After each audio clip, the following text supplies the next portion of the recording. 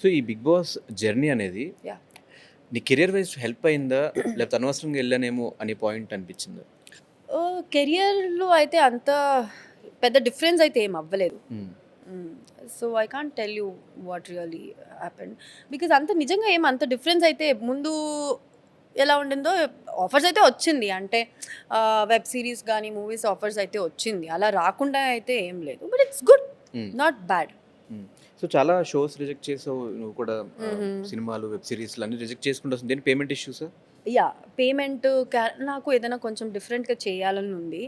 So మళ్ళా reality show offer చేశారు. I don't know ఒకటి దేవర్ టూ రీజన్స్. ఒకటి పేమెంట్ అండ్ ఆల్సో ఇంకొకటి నాకు ఇంకో రియాలిటీ షో వద్దు అని. బికాస్ బిగ్ బాస్ ముందే నేను 3-4 రియాలిటీ షో చేసా. ఇంకా బిగ్ బాస్ మళ్ళీ నా గ్రాఫ్ కిందకి వెళ్ళడం నాకు వద్దు అని కొంచెం ఏదైనా ట్రై చేద్దాం డిఫరెంట్గా అని ఐమ్ జస్ట్ వెయిటింగ్ లేట్ అయినా పర్లేదు అని. సో మళ్ళీ ఏమైనా సీరియల్ ఛాన్స్ వస్తే వెళ్ళే ఛాన్సెస్ ఉన్నాయి? పేమెంట్ మంచిగా ఉండి సీరియల్ చేయాలి, లీడ్ రోల్ అంటే చేస్తావా? అంటే డిపెండ్స్. మంచి రోల్ ఉంటే డెఫినెట్గా చేస్తా. బట్ ఏదైనా యూనో నెక్స్ట్ లెవెల్కి వెళ్దామనే ఉన్నాను నేను. లెట్స్ సీ ఏదైనా మంచి క్యారెక్టర్ వస్తే డెఫినెట్గా చేస్తా. అంటే వాట్ ఈస్ యువర్ గోల్? ఒక హీరోయిన్ అవుదామన్నా, హీరోయిన్ ఆర్టిస్ట్ అవ్వాలని గా ఉందామన్నా, సీరియల్స్ చేద్దామన్నా, షోస్ లో ఉందామన్నా, లేకపోతే ఆబ్వియస్లీ బిగ్ స్క్రీన్లో కనిపించాలని అయితే ఉంది. హీరోయిన్ కాకపోయినా ఒక మంచి పర్ఫార్మెన్స్ ఉన్న క్యారెక్టర్ అయితే చేయాలని ఉంది. ఆ పర్ఫార్మెన్స్ చూసి ఆడియన్స్ మెచ్చుకోవాలని ఉంది. పెద్ద స్క్రీన్ కాకపోయినా చిన్న స్క్రీన్లో అయితే నా మోటో అయితే అదే. నేను సీరియల్ చేస్తానో ఇంకొకటి చేస్తానో ఒళ్ళే మంచి పర్ఫార్మర్ అని ఆడియన్స్ గుర్తించాలనేదే నా డ్రీమ్ ఎప్పుడు. నెక్స్ట్ ఇందులో కనిపించిపోతుంది ఈసారి. రియాలిటీ షోస్ అని పక్కన పెట్టేసి మళ్ళీ వెళ్తావు బిగ్ బాస్? ఒకవేళ ఛాన్స్ ఉంటే ఎందుకు వస్తుంది? నెక్స్ట్ ఏమైనా ఛాన్స్ వస్తుంది? ఎందుకు మళ్ళీ మీ సీజన్ లోనే 10 మంది వచ్చారు ఎక్స్ కంటెస్టెంట్స్. నాకు బోర్ కొట్టేసింది. ఇంట్రెస్ట్ ఉందా నీకు? పోదాం మళ్ళీ ఒకసారి, ఈసారి నటిద్దాము అట్లా ఏమన్నా అనిపించిందా? లేదబ్బా నాకు వెళ్ళను, తెలీదు. Again it depends on the situation. But మళ్ళీ 1 month 2 months ఉండాలంటే నా వల్ల కాదు. నేను ఉండలేను, నిజంగా ఉండలేను. సరే ఈసారి వెళ్తే ఎలా ఉంటావు? ఇప్పుడంటే నువ్వు నీ రియాలిటీ మొత్తం చూపిస్తావు. అబ్బా నాకు నిజంగా మళ్ళీ వెళ్ళడానికి నాకు ఇంట్రెస్ట్ లేదు. ఇప్పుడు మళ్ళీ నేను వెళ్తున్నానంటే 100% మీరు యష్మిన్ అయితే చూడరు, ఒక మాస్క్ వేసుకున్న యష్మినే చూస్తారు. డెఫినెట్ నాకు అలా ఉండడానికి నాకు ఇష్టం లేదు. So no. వెళ్ళు. సో ఎలా కనిపిస్తున్నావు నెక్స్ట్ మాకు? ఇలా ప్లాన్ చేసుకున్నావు నెక్స్ట్ కమింగ్ అప్ నీ కెరియర్? నేను నిజంగా మూవీస్లో ట్రై చేస్తున్నా.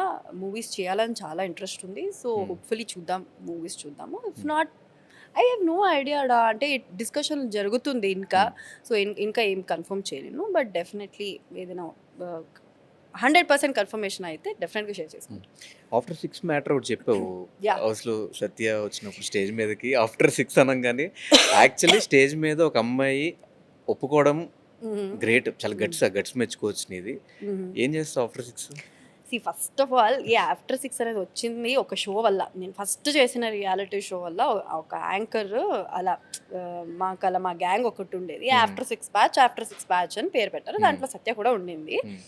సత్యకి నాకు అలా ఆఫ్టర్ 6 అనేది నార్మల్గా వచ్చేది. ఆఫ్టర్ 6 మంచిగా చిల్ అవుతా అది ఇది అని.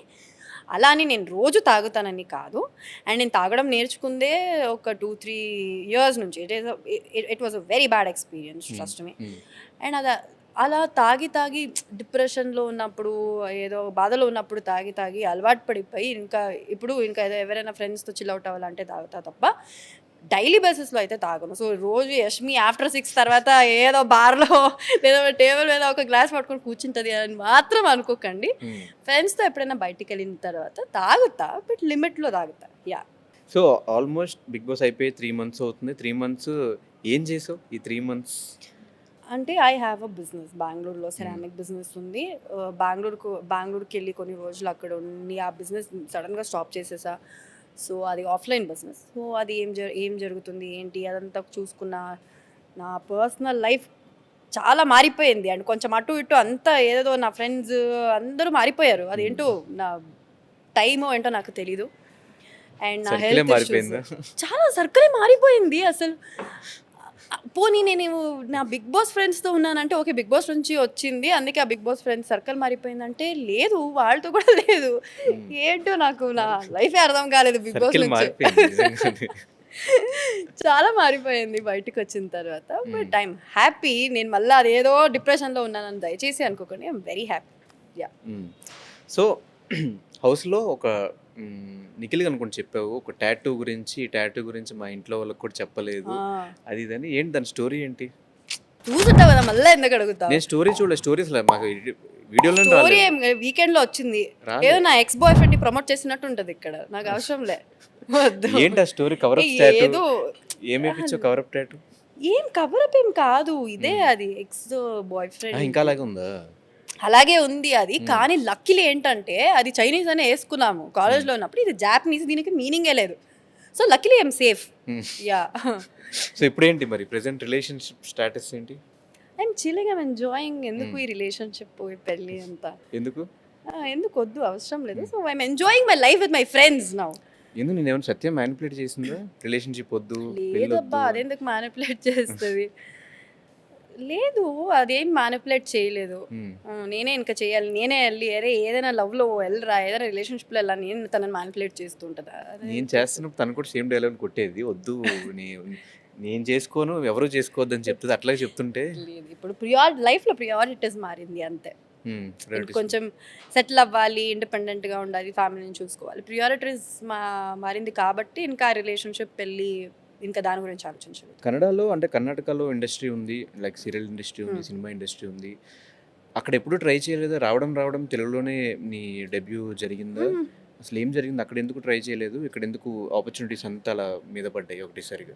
అంటే అక్కడ నేను ఫస్ట్ స్టార్ట్ చేసింది కన్నడలో, 8 months 9 months అలా కన్నడలో వర్క్ చేసి, అక్కడ ఏంటంటే ప్రొడ్యూసరే కొంచెం కన్ఫ్యూజన్లో నిన్ను తీసుకొచ్చి హీరోయిన్గా చేస్తాను, ఈ సీరియల్ క్విట్ చేసి అని వాళ్ళే చెప్పారనమాట. వాళ్ళే క్విట్ చేయించారు. క్విట్ చేసి ఇంకో సీరియల్లో హీరోయిన్గా పెట్టి ఫస్ట్ డే షూట్లో ఏమైందంటే కొత్త ఫేస్ కావాలన్నారు ఛానల్ వాళ్ళు. సో ఇప్పుడు ఈ సీరియల్ కూడా పోయింది నాకు, ఇంకా అది కొత్త సీరియల్ కూడా పోయింది. అలా ఉన్నప్పుడు నాకు తెలుగులో ఆఫర్ వచ్చిందనమాట ఫస్ట్. ఇంకా బ్యాక్ టు బ్యాక్ తెలుగులోనే బిజీ అయిపోయా అంతే. కన్నడ కూడా చేస్తూ ఉంటారు, కానీ నాకు ఎప్పుడు ఇక్కడే నా డేట్స్ ఉంటుంది కాబట్టి నాకు మళ్ళీ అక్కడ చేయడానికి డేట్స్ కుదరట్లేదు. సో మొత్తం తెలుగు వాళ్ళు నువ్వు ఓన్ చేసుకున్నారు మొత్తానికి. సో తెలుగు ఆడియన్స్ గురించి ఏం చెప్తావు? దే ఆర్ లవ్లీ, ఎందుకంటే చాలా సపోర్ట్ చేస్తారు, ఎస్పెషలీ కన్నడ ఆర్టిస్ట్ని కానీ అందరూ, beat any artist, not Kannada or Telugu artist. So నేను వచ్చి ఆల్మోస్ట్ ఏంటి 5 to 6 years నియర్లీ అవుతుంది, 5-6 years అవుతుంది. They are all being very lovely, very supportive. నేను ఏ ప్రాజెక్ట్ చేసినా ఏం చేసినా చాలా సపోర్ట్ చేస్తారు. సో ఇలాగే సపోర్ట్ చేస్తూ ఉండండి అని కోరుకుంటాను అంతే.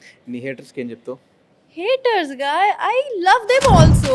వాళ్ళ వల్లనే కదా నేను ఫేమస్ అయినా, ఇంకా వాళ్ళు లేదంటే నేనేముంటా ఇంకా. వాళ్ళ వల్లనే నాకు వాళ్ళ వల్లనే నాకు నా ప్రోమో రోజు వేసేవారు. So I love you also. Hate చేయకండి అంతగా, ఏం చేస్తారు అంత హేట్ చేసి, లవ్ చేయండి.